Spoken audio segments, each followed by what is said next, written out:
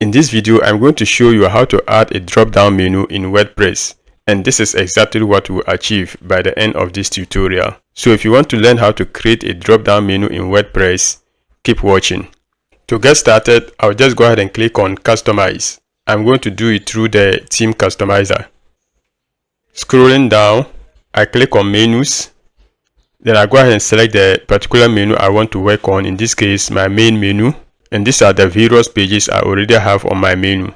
What I want to do is go ahead and click on Add Items. Take note, you can add pages as part of your menu, and you can also add categories as part of your menu. In this demonstration, I'm going to go ahead and add product categories since my website is an online store. So I drop down the arrow under product categories, and I'll just select all the categories I want to add. So I have 4 categories and they are all right here.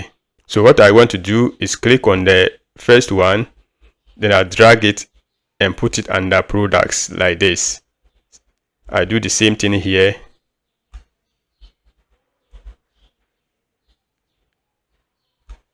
And finally, the last one. Perfect. And all is set. I go ahead and publish. All is set. I exit from here.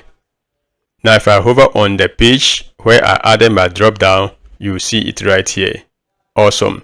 Now let's see how it will come up on another page. So I'll go ahead and open the about page. And we have it right here. So users can easily use this to navigate to whichever category they want to go to on my website.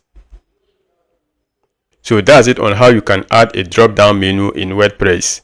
Now if you want to create your own e-commerce website but finding it difficult to do, stick around to watch this video on your screen right now. Keep watching and I will see you inside that video.